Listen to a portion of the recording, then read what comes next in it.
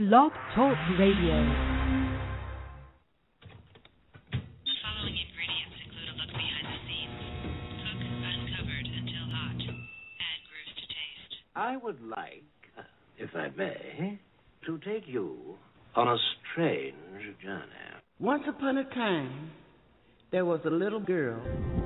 The accident was over a year ago. A second woman has been elected president. A 12th planet has been named in the solar system. The last wild polar bear has died. I slept through it all. I was here for my waking. He called it a beginning. He said it was good. I think he may have thought that anything I did was good.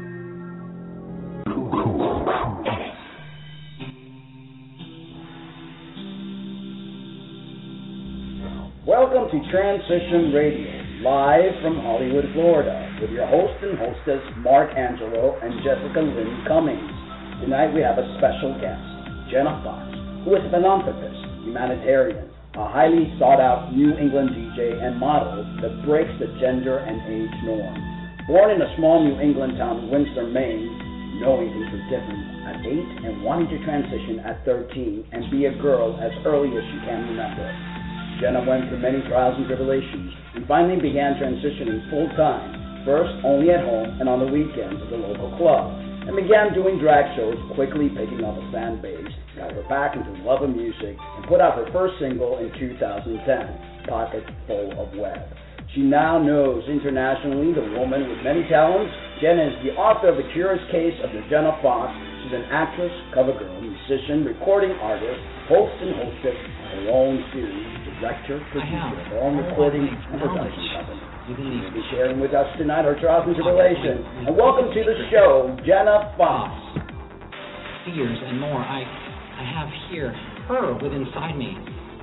She's dying, and she wants to come out. Her within inside me. She's forced into and stuffed deep down into my pocket for the web. Hello. Well, good evening, buddy. Hey, Jenna. Hey, can you guys hear me? Yes, we can hear you just fine. Yes, hello, Jenna. Oh, fantabulous. By the way, first off, I just got to say thank you guys so much for having me tonight. It absolutely means so much. And what a phenomenal, I'm blushing, what a phenomenal introduction you just gave for me. That is absolutely amazing. I'm blushing. And I just had to say real quick, with that amazing info, I've definitely got a lot of my pockets empty. I have a lot of the webs that are empty, but filled back up with amazing Q&A, and I got to just send a quick shout-out to the late, great Charles Gray for that amazing introduction that he offered before we lost him in 2000, and the talented author of The Adoration, Jenna Fox, Mary E. Pearson, who so gladly allowed me to use some of those sound bites so many years ago. So thank you for so much for having me tonight. I'm thrilled and honored and excited to be here and to be part of your amazing show and everything that you folks are all about and doing, and such an honor to have you guys have me. I appreciate that.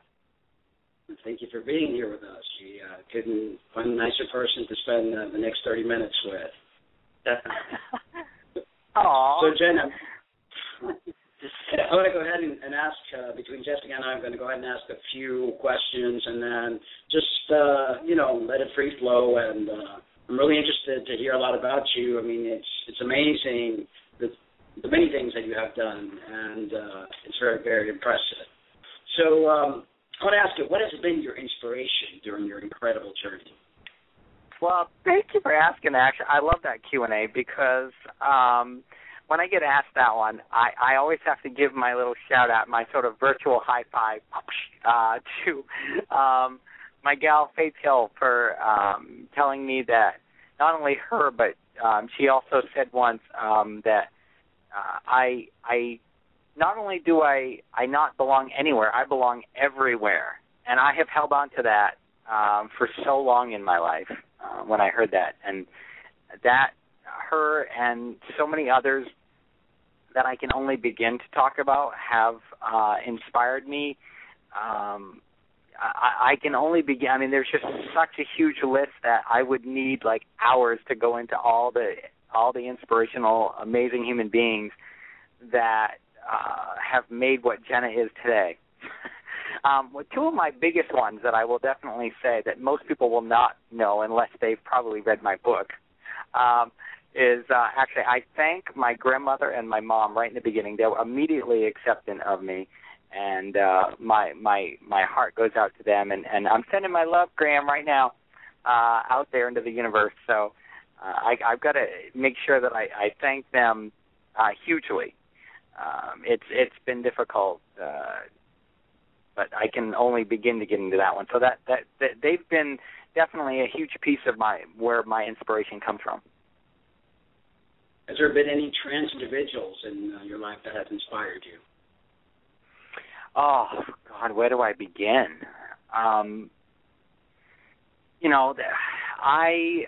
Since I started doing my research in 1997 and come to find out from many others that have sort of inspired me through the years, I mean, before I jump into the trends, I mean, some of these individuals just fall into a different community. Folks like Boy George, and I know Elton John doesn't fall into that category, but just some of the inspiration that's come from them many, many years ago, and so many more that I could only begin to... Andy Warhol had worked with Three Beautiful Women. Actually, there was a song about them. And some of their inspiration came even back in the day from their early sort of very explicit, that some might think it might be considered risque, erotic and whatnot. And a lot of that inspiration came from that, but they actually came much later in my life. And then there was actually my first interaction with a transgender individual was a female to male, and I actually wrote a song on one of my albums, and I said, "Merci beaucoup, Mr. Hobbs," because his name is I'm just going to say his last name is Hobbs. And my thanks goes out to him. He was a really big inspiration back in the early days, and very one of the first kind human beings that was kind to me when I was trying to reach out on the early dial-up internet. Cough, cough. Now I'm showing my age a little bit. God, I remember the early dial-up internet, AOL. Woohoo! Exactly. Yeah, exactly. I have a question for you. Sure. What's the interest in advocacy, and how have you been received by your community, or the community in general? Thank you for asking that, Jessica. Ironically enough, even though I've gone through little like trainings and whatnot with my local community, and I got to definitely give my hands off to a couple of individuals locally that have tried to be very kind. Obviously there's so many different layers of what that can mean with people, but pretty much beyond that, I got to be honest, it has been a very extremely difficult place to be in. When you think you can reach out to your own community, and it tears me up inside that when someone so kind and generous and sweet like I am isn't, it's saddened, because all I'm about is trying to help. It's never been about me, it's been about we, is the way I like to say it. And I unfortunately have been unfortunate to run into many individuals in my community that have not been extremely supportive. And you'd figure now many of us have gone through so much turmoil, at least some of us have. I'm not speaking for everyone, just myself. And many other wonderful, wonderful, inspiring stories that my fans, and I don't like to really segregate that. They're all really sort of my family, I like to say, because I hate to separate that like that. Is not been as welcoming, but at the same point as I slowly stand out beyond this Portland area here in sort of southern Maine in the United States, I have found that there's been some truly amazing human beings all over the world, like yourselves and some other wonderful folks that I've come to know as well, and even some gender-variant individuals who might not even identify themselves or non-identified have been wonderful. And surprisingly, I was really shocked to find a lot of alliance individuals, and they didn't even really realize they were alliance, and they came up to me after and they said, Jen, wow, you really changed our mind after them having this sort of level of homophobia. Not that I want to categorize, I hate use categorizing, but that's a small piece of where that has come from. Well, as the Indians said, we are many. Yeah, we are many, but I find that as many as we are, we're not united. And I think that's one of the reasons we've had such a hard time as a group getting to be accepted, is because many divide themselves and many just, and not criticizing anyone, but many try to hide behind the curtains. And I think if we all wised up. Yeah, that too. I've seen a lot of that as well. Very true. Very smart. Yeah, I want to ask, and I always enjoy asking this question of anybody that I've interviewed, whether it's been to magazines and things like that. What makes Jenna smile? Well, you just did. You just made me smile, and hopefully that shows through the phone. You know, when someone is as, I guess, understanding and just tries to slow down in life and tries to take a little time to try to understand instead of jumping to a conclusion or just having what I like to, you'll find that many of my real close family/fans, my pups and my kits, actually, is what I call them all, is surprisingly enough, the support from them. Some days I'll wake up and it's kind of difficult, but when I wake up and I'm having a really, really crappy morning or a day, or I'm struggling physically a little bit, or even a little bit of mental anguish going on in my poor mind, even though most people will tell me that I'm one of the most positive and empowering human beings they've met, but I'm like, oh, if they only knew what's going on in my poor brain.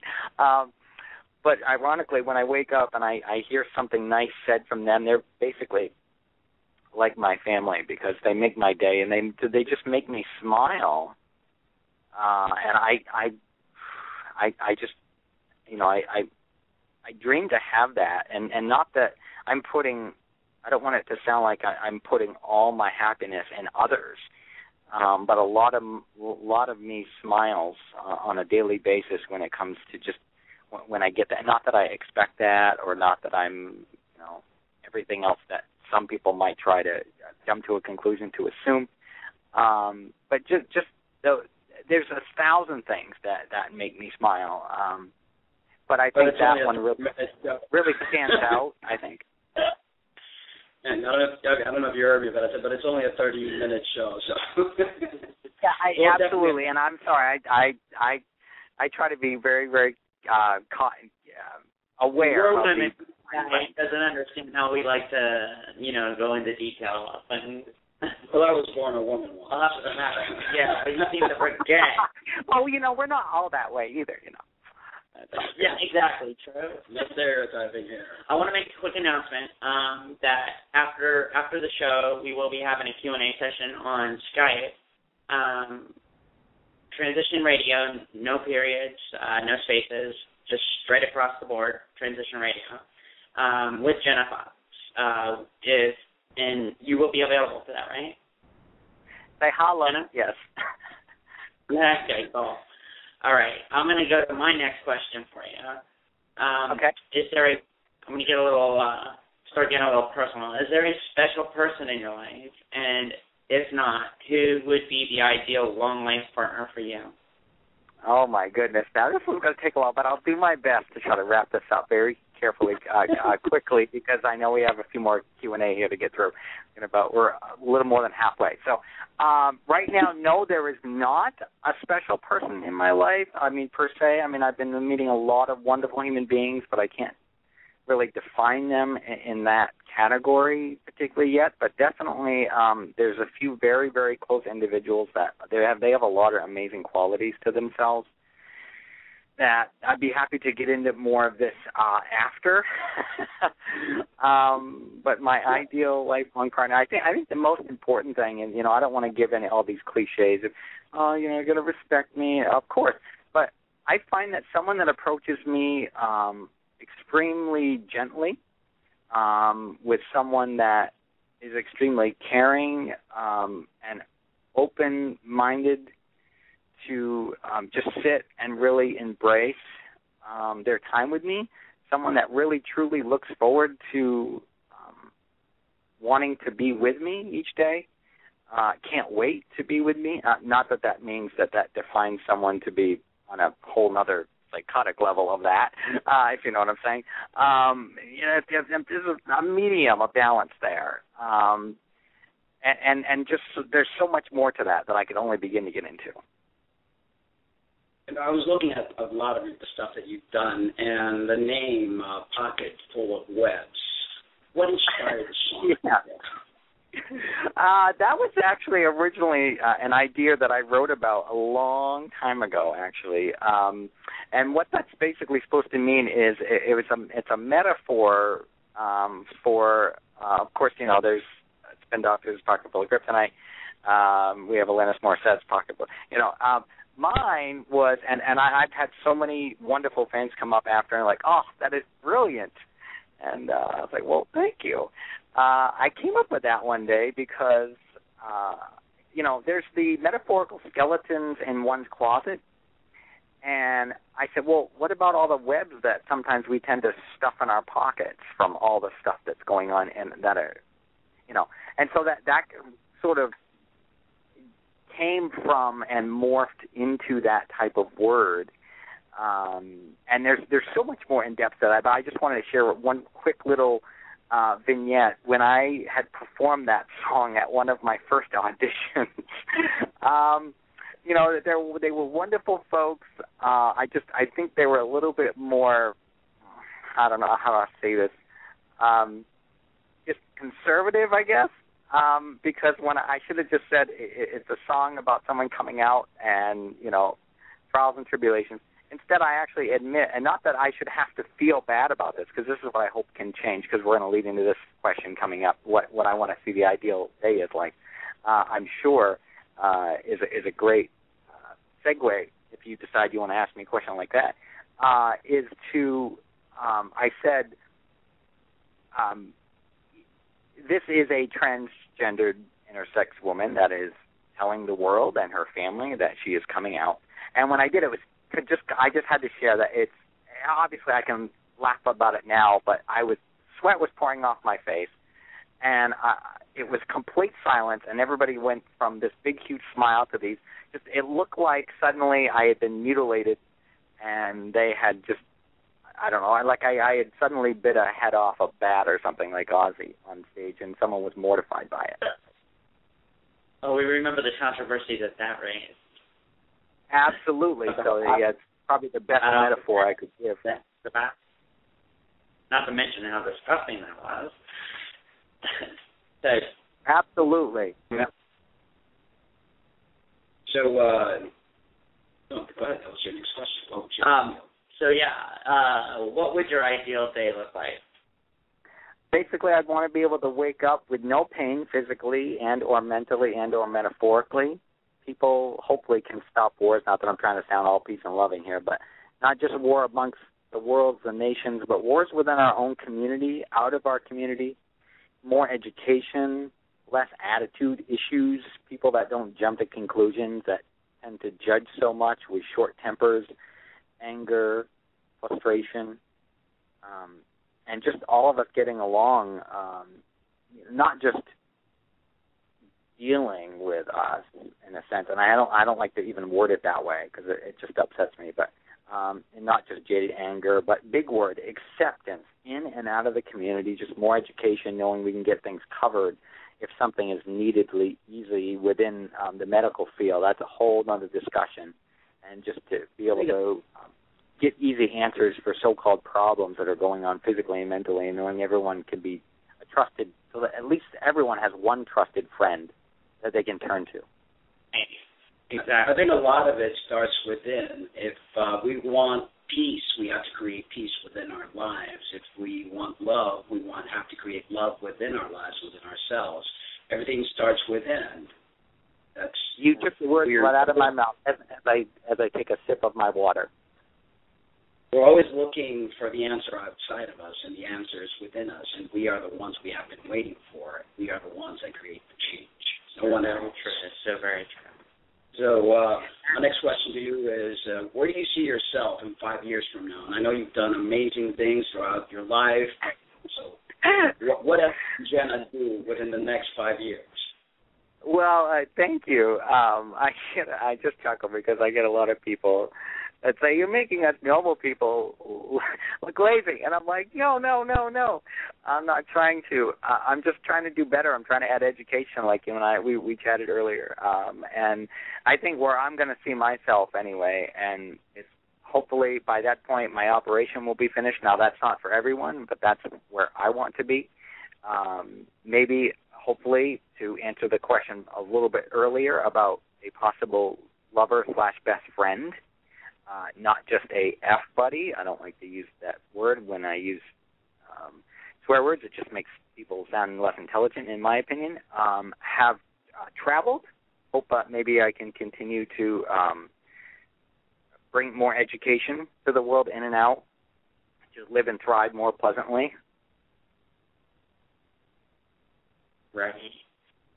Well, my next question for you, you kind of already touched base on that, and what I was going to ask you was it's a little more personal, and if you don't want to answer it, you don't have to. But are you complete in your transition, or are there plans for SRS in the future? If not, please explain. I, for one, feel complete without it, but not everybody feels that way. What are your thoughts on that? Right. Thank you. You brought up a great point. I feel that, this isn't for everyone, but I am happy to share this. It can be a difficult place for some individuals. I think the biggest trouble is to answer your first part of your question is yes. Let me say it this way. I feel like I am 98% complete. Though I feel like I'm almost 100% complete mentally, I feel I have, in my opinion, this is only my opinion, this is not defined as anyone else, making sure I throw my little disclaimer there, that I have a piece of cancer that has to be removed, and I hope that I will be able to have that removed eventually. It is still attached, and I have tried everything, financial help, from so-called medical in-house financing, which doesn't seem to be available to a person that has a low credit score, not by choice.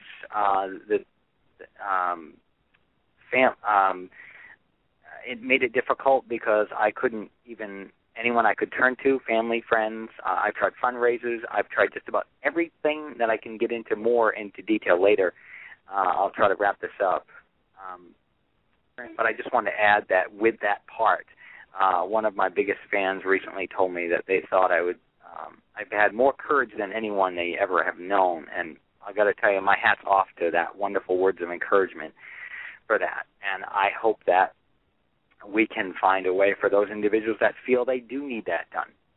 And don't get me wrong. At the same time, I want to make sure to just sort of wrap up and make sure to say that it is just as important that I think every human being should be able to we should be able to be any way that we are. I'm a rarity. I'm kind of, not that I'm saying that I'm any different than anyone else, but a doctor chose me at birth, which gender, and I feel I'm just trying to get back to a place for me where I was, because I not whatever people want to believe. I don't want to get into the politics or the religion side of it, because everyone's got their own whatever they believe. But for me, whatever type of thing that they believe beyond, I feel I was created the way I was created. I'm happy and joyous and overjoyed.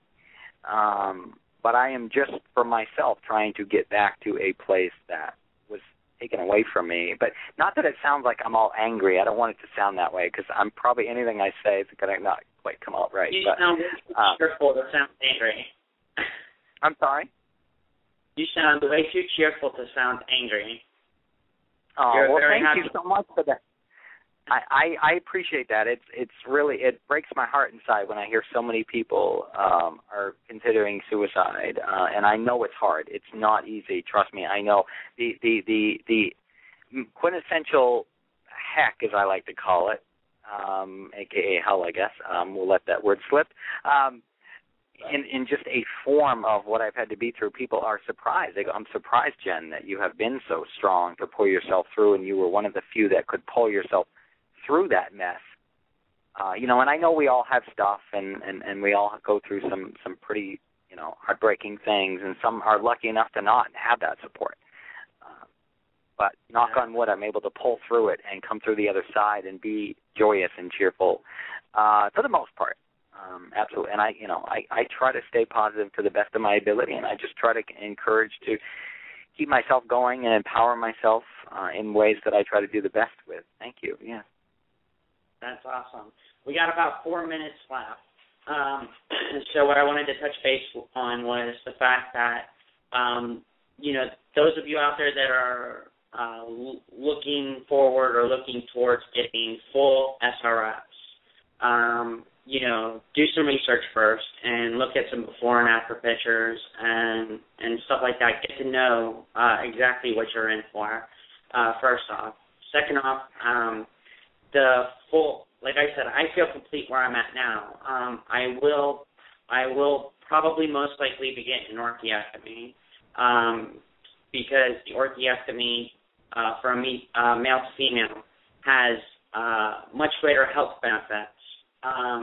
Which means that there would be less hormones, less pills to take. And, you're not really they still haven't perfected the vaginoplasty part of everything yet. So just be very careful on what you look into on that notion. But I wanted to share through my transition. Yeah, absolutely. And thank you for that. I'm sorry. I was just going to say, you took the words right out of my mouth. Definitely do the research. I've been looking into that since '97, and we were having a great conversation with Mark just real quick, and I'll let you jump right back in. Sorry about that. I just wanted to add real quick that I so agree that we shouldn't have to feel like, because I have talked to a lot of post-after, and there has been some interesting stories. I'm not trying to discourage anyone.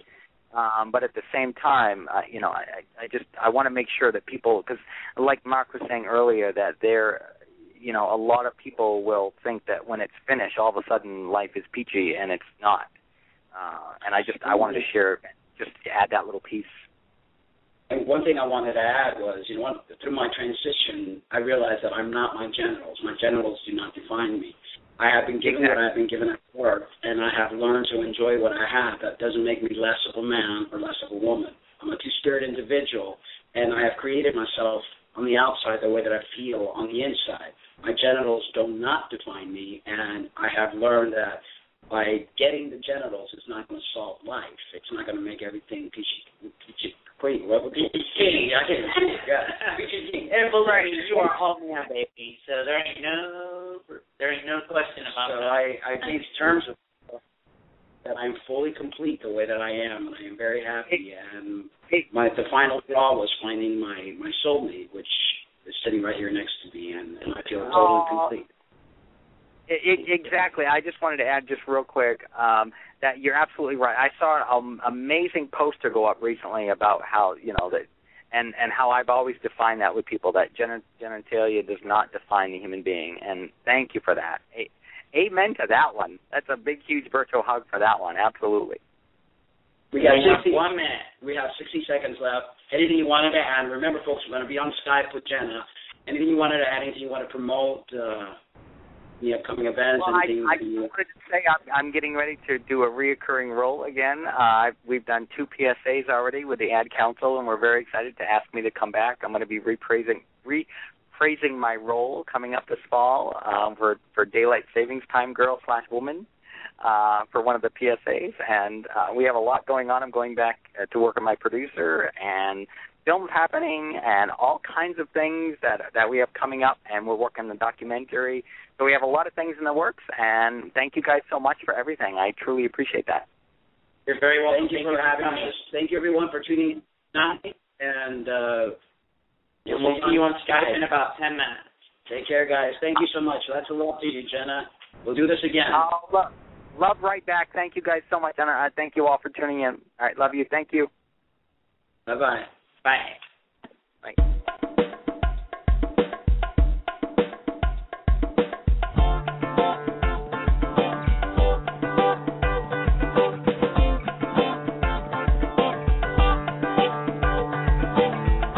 Encerrado en una cueva,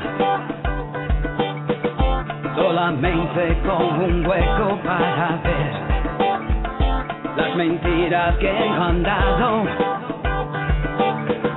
y mi alma para mantenerme bien. ¿Cuántos años no han pasado con la misma situación? Somos solamente esclavos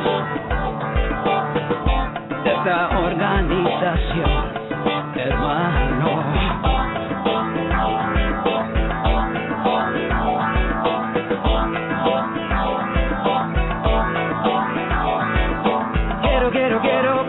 Quiero estar libre. Quiero poder volar. Déjame poder abrir mis alas. No me quiten más mi libertad. I wanna be free, like a bird up in the sky. I wanna be free. Let my wings begin to glide. I wanna be free from this matrix they provide. I wanna be free from the system and the lies.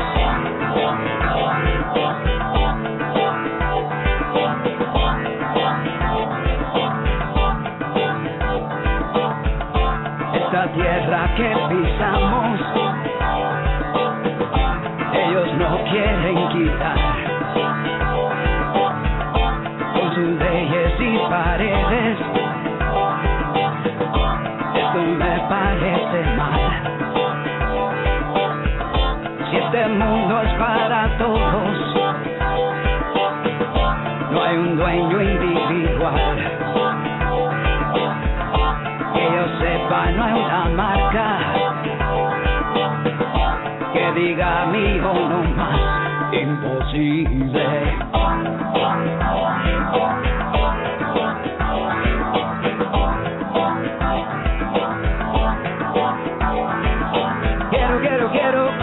Quiero estar libre. Quiero poder volar. Déjame poder abrir mis alas. No me quiten más mi libertad. I wanna be free, like a bird up in the sky. I wanna be free. Let my wings open wide. I wanna be free from this matrix they provide. I wanna be free from the system and the lies.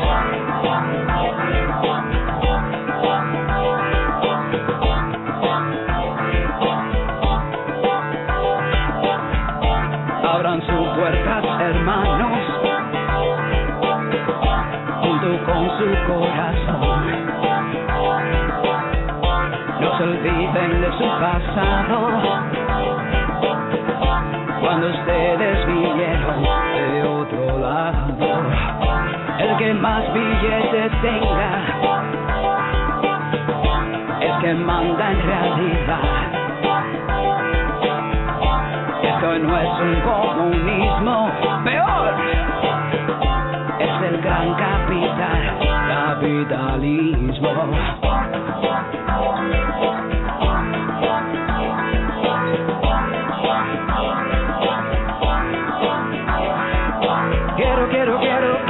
Quiero estar libre. Quiero poder volar.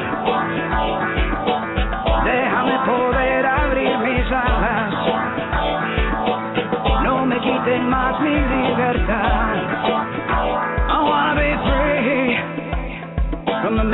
they provide. I wanna be free, like a bird up in the sky. I wanna be free from the craziness and time. I wanna be free from the system and the lies. Oh, I don't know what it will take to change our lives, to change our ways, to bring all brothers to one side, to bring a union of all kinds. No more abuse, no more disgrace. We need to be in the same space. Wake up, my people, and look around. The rich are richer while we drown. I say, let's bring this matrix right down. Oh yeah, I wanna be free.